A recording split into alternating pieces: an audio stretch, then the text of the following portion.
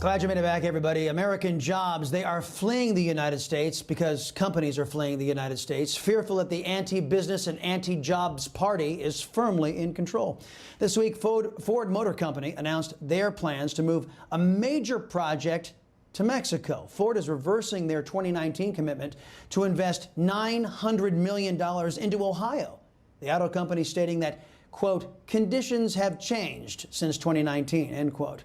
Joining me now to weigh in on this is Trish Regan, host of the Trish Regan Intel podcast. Hey, Trish, always great to see you. You know, I hope Ohio sends John Kasich a big thank you note for his support of Joe Biden, the job killer. What do you think, Trish? Should we can expect more companies to flee Biden's crushing policies?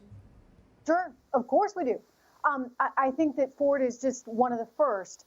Look, the reality is they're talking about taking taxes on corporations back to 28% from 21%. It's not rocket science.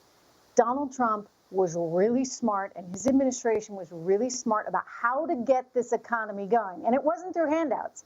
It was through tax cuts for corporations and for individuals. It was through less regulation. Well, now all of a sudden, you've got an environment, Chris, where they're going to up taxes, they're going to up regulations, and they say this is necessary, right? Because we have to fight this economic downturn that, by the way, was self-inflicted with all the closures. So I think Ford is just the beginning. I think you're going to see a lot of companies that maybe didn't quite have the incentive to relocate before say, you know what, this makes sense from a tax perspective, and also who's in the way right now, right? I mean, there was a lot of pressure on a lot of American companies to do the right thing. This is where government actually should play a pretty important role, right? Because you don't want all these great American companies taking their jobs offshore. Yeah, and of course the Socialist Democrats will be calling them names as they take their jobs and entrepreneurship to other more competitive countries. You know, Biden is reportedly, and you mentioned this, he's planning on the largest tax hike in 30 years. And Wednesday, the White House press secretary sought to walk it back just a bit. Watch this.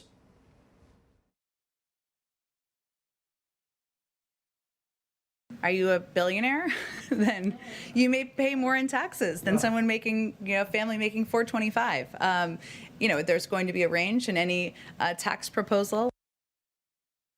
You know what, Trish? I've never gotten a job from somebody who makes $425 or $525 an hour. It's the people with means who are entrepreneurs who give out jobs. So I don't know. It sounds like a job killer all the way around. This is the problem with this team right now. None of them have actually run a business. None of them have actually had to meet payroll. None of them know what it means to create jobs and to be an entrepreneur. So they're going around saying, well, we can just tax everyone. That's how we'll get the revenue. Well, you know what?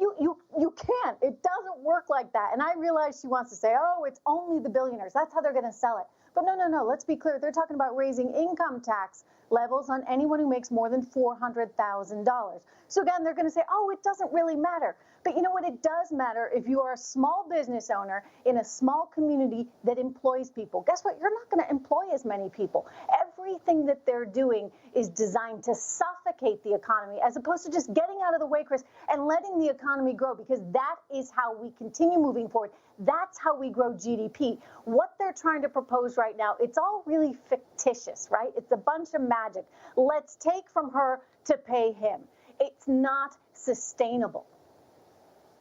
No kidding. And you know what? We do know that China is all for America destroying our economy. So that seems to be what Biden administration has planned.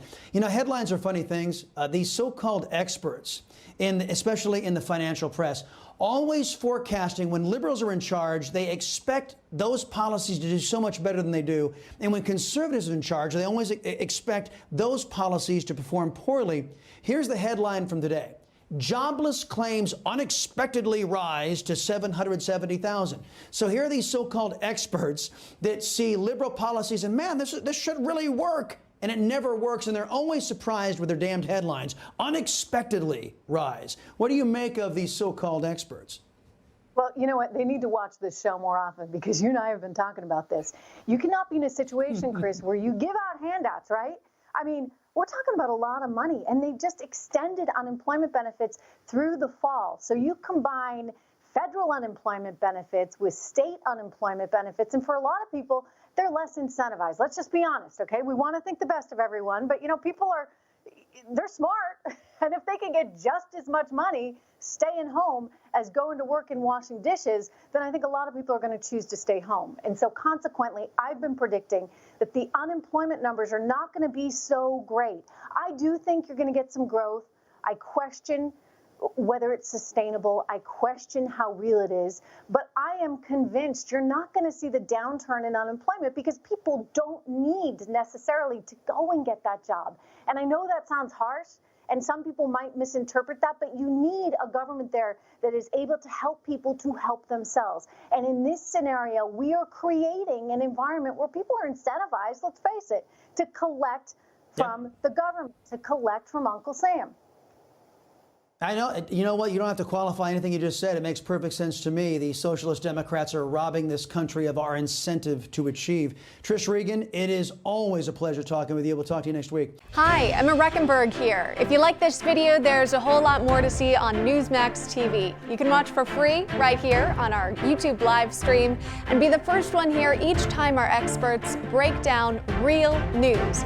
Just hit that subscribe button, ring the bell icon, and stay with us on America's fastest growing cable news channel, Newsmax TV.